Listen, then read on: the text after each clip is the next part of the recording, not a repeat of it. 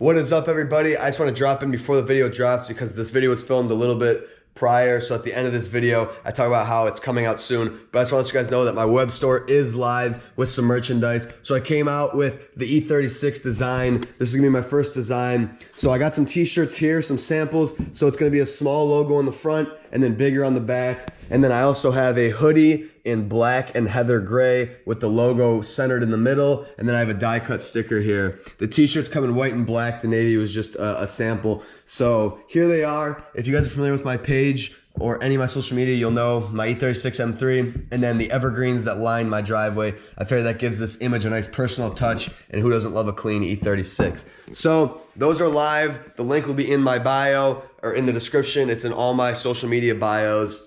Just want to come out with something for you guys, give you guys some, physical merch, and I want to make sure it's something that I would wear. My buddy at Peeled Raw Designs is the one who designed these, and he absolutely killed it. I am super happy with how this came out. So if you want to support the channel, support me, support what I do so I can keep going, it would mean the world to me. Thank you guys so much. Here's the rest of the video. What's going on, guys? I got the wagon pulled out of the garage, and that means I'm making space to finally get this M20 inside so I can finally grab the G260 off of it. It looks like this thing leaked a bunch of power steering. Great. But yeah, so we are ready to get the trans on the M50. So I'm picking up the day after I finished doing all the refresh stuff.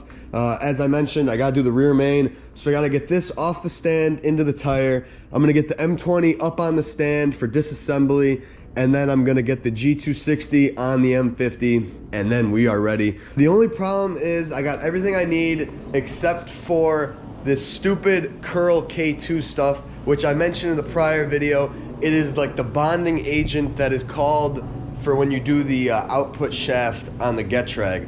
I've never heard of such a thing, but apparently the splines, you have to use this stuff, and only this stuff. Loctite and everything else doesn't work with it. People say it leaks all the time if you don't use it. This stuff is made in Germany, really hard to come by here. Apparently they don't like shipping it air. I don't know. But I messaged people I bought it off on eBay, and they said it should be on its way. Although eBay says that they didn't even drop it off the post office, but it's understandable because the post office is backed up. So they said it should be here soonish. So I'm hoping it is, because to have the entire build halted by one freaking bonding agent, not even a part, but a bonding agent, is super frustrating. That should be good enough. The beauty of this load leveler is that this motor is actually lifted up in a safe manner, as opposed to using my Honest Last Leg ratchet strap, to where if I was to work on a motor that wasn't on the ground, I'd have to risk like crushing myself with it. So I can actually just leave it pretty suspended to do all the trans stuff. Luckily, the previous owner, didn't do any of the bottom bell housing bolts, just the top. So it should be easy anyway. But you can see here, this trans is definitely in need of some seals. Most certainly the output shaft, the shift shaft looks to be leaking, and then the detent plate here looks a little leaky. So I might actually run to a self-serve and power wash this back end just to kind of clean things up. That's probably easier than, I'd probably rather just load this in a truck, do that, than to try to just use a bunch of degreaser here. It's messy and annoying. My initial intentions were to use all this, which is what people usually do when they use the 260, but I read that this flywheel does not fit on the M50 without hitting like the back of the pan, and people say they have to machine this down to a certain weight, and I don't know if I really want to do all that, because I don't think I've showed you guys this actually, but this actually came in one of my E34s that I bought. So we got a clutch, and then we got the flywheel and the throttle bushing, or throttle bearing, or not throttle bearing, the pressure plate, I'm sorry. And this is like a stage 2 kit, actually really nice, single stage. So apparently single stage kits work on the M50 with the G260 as well. So brand new kit. So part of me just wants to use this because I know it's new, so I don't have to worry about, having to do a clutch job and a certain amount of miles. But I'll look at all this, see how it works. And I heard some flywheels work, some don't. So I'm gonna mock it up, see if it fits on the M50. If it fits with no issues, I'll probably just send it on this kit and keep that that clutch kit for another time, for another motor. But we'll see. I'll let you guys know when I get there, but I'm gonna pull off all this stuff now. yeah, everything looks pretty solid off this. You could tell it's, you know, fairly new stuff here. There's not even any much like heat marks on the flywheel there. Pressure plate looks good as well. So these are definitely usable parts. But like I said, I'm gonna see if they work on the M50. This thing appears to be a dual mass, but I can't quite remember what a dual mass versus single mass, but I'm almost positive it's dual. So, and it looks pretty wide. So when people say machine, you machine all this off the back, but I don't think I want to do that. And if I have a clutch kit, I might as well just use it. Pulled off the coolant hoses on that and fitted them on the M50. So, I mean, BMW is clutch. You'll see they mount right up. This is exactly how it mounted on the M20. Mounts the exact same way. Everything fits. And then these are the two connections that go into the heater core. So those should still reach. And I still got this thing here to go right into the expansion tank. And then upper and lower radiator hoses with the 325 radiator. And we're all set for cooling, which is super nice. I'm really glad that this all fit. That's why 89s and on are nice, because you could keep all the cooling stuff. Anyway, we're hooking this thing up to the M50, getting it off the stand, getting it on the ground, and we're gonna hammer this rear main.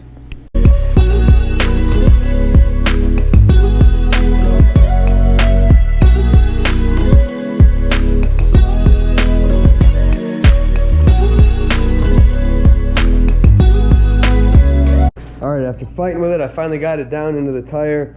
So last night I already pulled off the rear main. I loosened it up, but I couldn't get it off because of the stand. So that's already off, or at least the housing with the cover. Now I gotta pry off this gasket here, and then on the workbench, press the new one into this. I don't have the right tool, so I'm gonna have to use, you know, a mallet and wood and whatever. And then from there, you put the white kind of guide in, and it slips it over the crank, and then all should be well there. So, never done a rear main on a car before, so I'm excited and I'm nervous. Alright, so I botched it, and on the first one, I took the edge of this and hit it with a mallet to get it further, and I bent it, so I took it out. Good thing I have two. Maybe it would have worked, didn't want to risk it. So I'm on number 2 here, thinking of how I can get this in easier, and I was looking at this E34 diff, and it turns out that the output flange on the E34 diff is about the exact same diameter as the rear main. So I'm gonna hit the output shaft and see if it'll press it in easy. It's a little smaller, but I think this might work.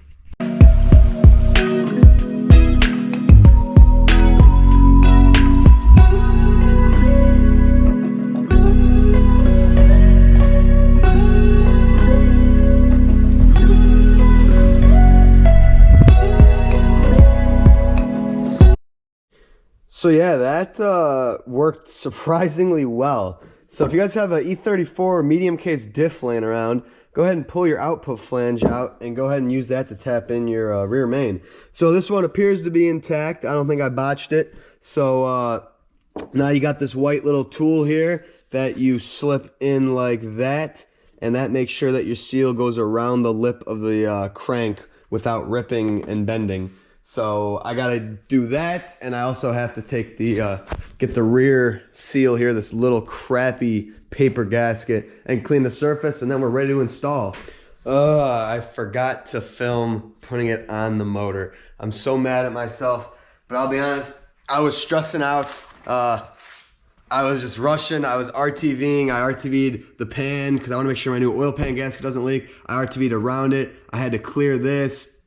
I had to set up the tool, push it in. I was tweaking out. It looked really goofy at first, and then I realized I had it uneven, and it was just a whole thing.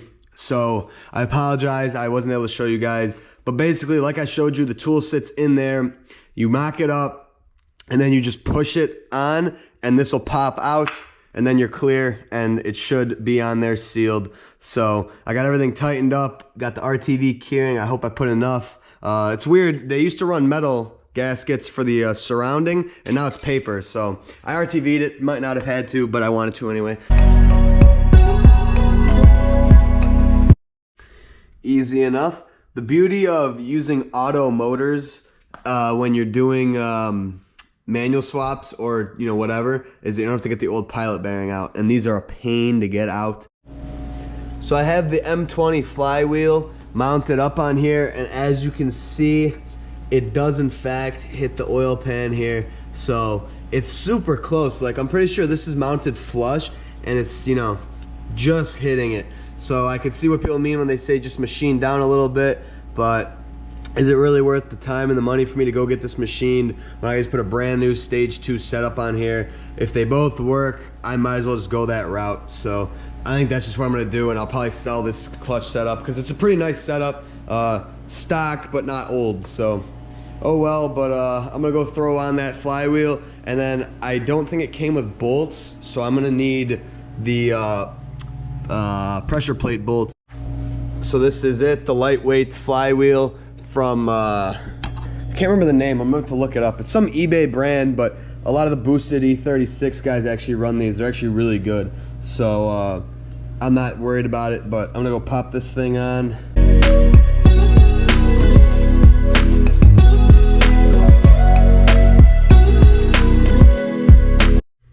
Flywheel is on and torqued. I just rail it with the impact at setting 3, so that should be definitely tight enough. Next time someone's here, I'll have them counter hold and I'll actually torque it down. But I gotta wait now to get the flywheel on, or not the flywheel, get the pressure plate and the clutch on, because like I said, I stripped the thing. So tomorrow I'm gonna go to BMW and hopefully they have some. But in the meantime, while I wait for that, I'm gonna go ahead and get cracking on the seals that I can on this trans. So I just got back from the self-serve car wash. I actually took this trans there. I brought some degreaser and I power washed it, so it looks way better back here. So I can actually have a clean working in place, and now I can, you know, monitor leaks when the trans in the car, make sure nothing's leaking.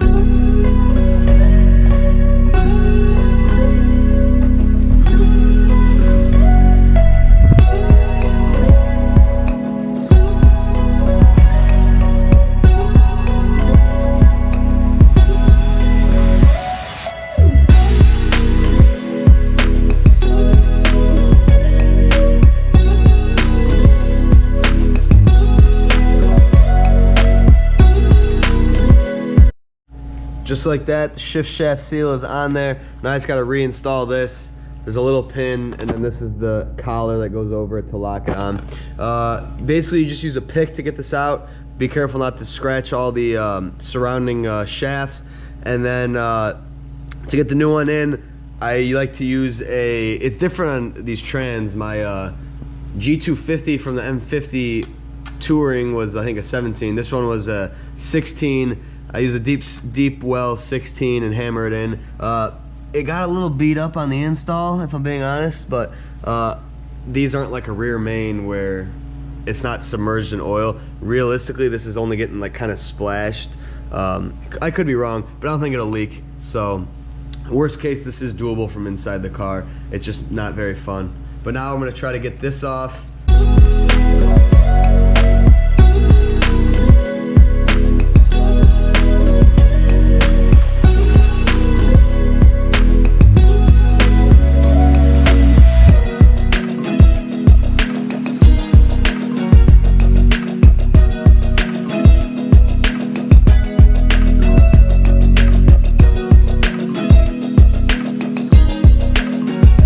Easy enough. I got the output shaft seal in. So what I ended up doing was same technique as this one. You just get a pick or a screwdriver, hammer it in there, and kind of be careful and pry it out. Came out all right. And then to get it in, I actually had this weird socket that had 4 teeth on it, which wouldn't have worked. And I ended up grinding them down, and this was the perfect size to basically hammer it in. I used the old seal against this, and then in between, well, I used the old seal in between these two is what I'm trying to say. I feel like that's just safer to punch this in with a seal rather than this metal, because it's a little uneven. So just kind of work it in there evenly, and it's in.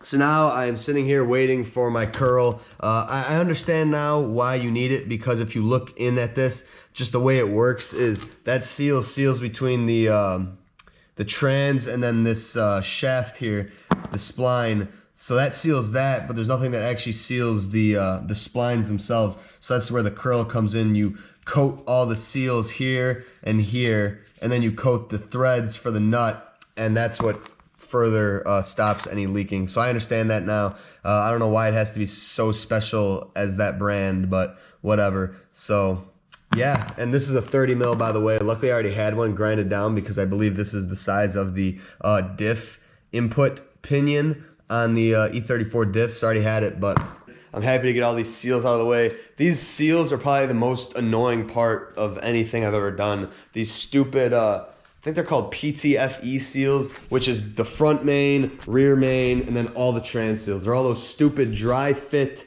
snug, have to punch them in. I don't have any of the right tools, but I'm just somehow making it work. They suck, but I don't want any leaks later down the road. So I'll see you guys when my curl comes in.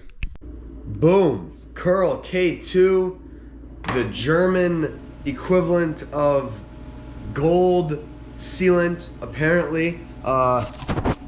Das Original curl K2 made by L-Ring. If you guys are familiar with L-Ring, that is what makes a lot of the gaskets that these BMWs have been using for 40 years. So it finally came in. I got super lucky. The post office wasn't super delayed. It came in this morning, so I was able to get this before the weekend.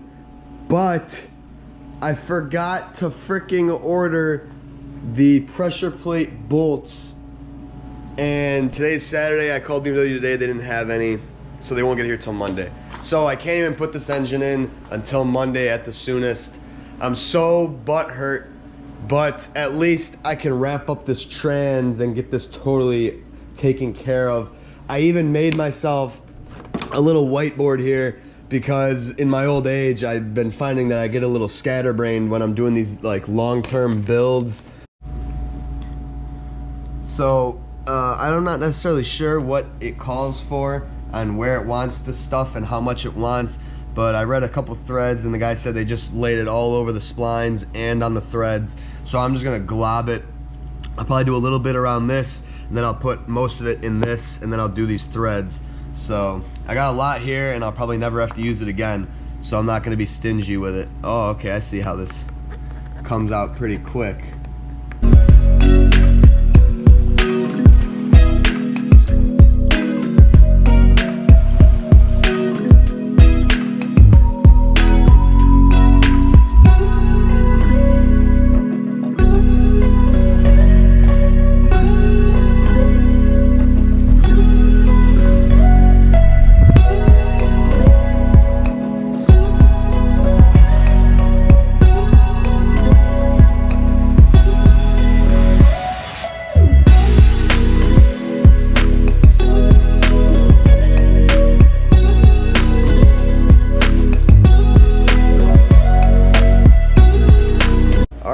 So that is done and on, and now I guess put this locking nut in.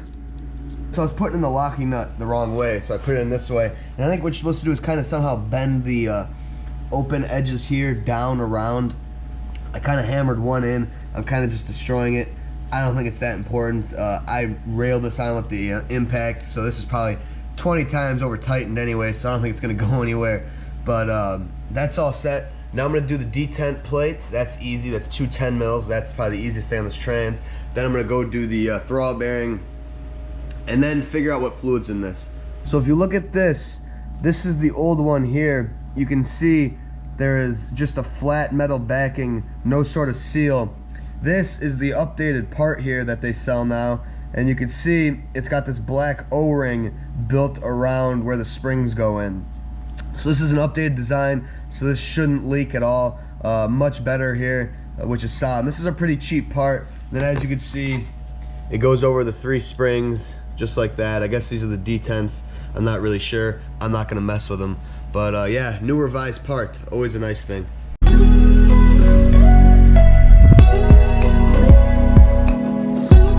So that was easy peasy. Now we flipped her around. We're gonna replace these things. So old throttle bearing actually feels pretty awful. And then I gotta pop this out and replace the little pivot there. So that's kind of a forgotten thing often. When I said forgotten, I was not expecting it to be this forgotten. So this is what the one looked like in this trans. This is what the brand new one looks like. This thing is destroyed, oh my God. You can upgrade these to brass, but I hear a lot of people have issues with those. Like they get all unevenly worn. at least this is relatively like even, I guess. Maybe even not even, but I just went with another rubber one. The difference in price is like $30, so I just went with this one. So pop that in there. Easy enough. How far does it go? I don't know. Yeah. Now we're gonna pop this back on, grease the throwout bearing, and boom.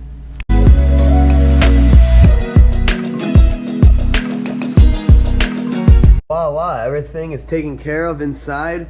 So this transmission, as far as I'm concerned, is ready to be reinstalled.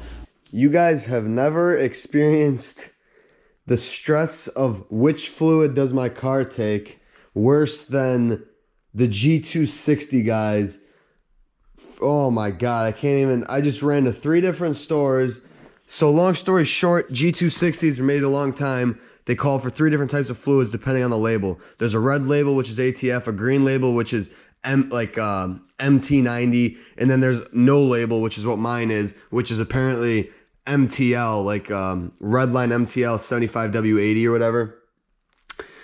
I went everywhere I went, didn't have the 75W80. It needs to be GL4, it cannot be GL5. That's really bad for these trans. Nowhere had it. I went through my collection. I got the ATF, which I technically could use, but I don't want to. I have 7590 GL5, which is worthless. I don't even know why I would have that. But I do have some MTF2 Pentosin 75W80 GL4. So this is actually E46 M3 transmission fluid. This is like some discontinued stuff. It's really hard to find, and it's pretty expensive. Really good stuff. I did it when I did my last trans fluid on the E46, and that was, probably 3 years ago now, so it doesn't really need it anytime soon. And I bought extras because I knew they went out of stock or whatever. So I have a full one, and then I have hardly any of this. But I believe this should be enough to fill this transmission up. So right now I got it on a bucket and a jack stand, trying to keep it level. I just drained it. I'm pretty sure it is. I thought there was ATF in here, but I'm pretty sure it's manual transmission fluid just by smell. I wasn't going to change it, but I'm glad I did because there was a ton of like metal in it, just the color. So yeah, I'm changing that. So I'm just going to throw this stuff in there. Hopefully I have enough. And I have a magnetic drain plug on this too, which is pretty nice. Other than that, yeah, guys, stay tuned. Next video, we're putting this bad boy in. Super excited. Can't wait. Fingers crossed everything goes well. But yeah, I will see you guys in the next video. Thank you guys for watching. I hope you enjoyed this video. Like, comment, subscribe, all that jazz. If you like what I'm doing, you like my builds, and you want to keep seeing me go. I will be dropping a few merch items coming up. I had a design made. So if you like my yellow E36, I got that coming out. It's gonna put on some t-shirts, put on some hoodies, put on some stickers. I'll drop the link for the web store when that's all taken care of. That probably won't be for a few weeks, but if you want to go support me, that would mean the world. I'll have more info on that soon. But thank you guys for watching. See you later.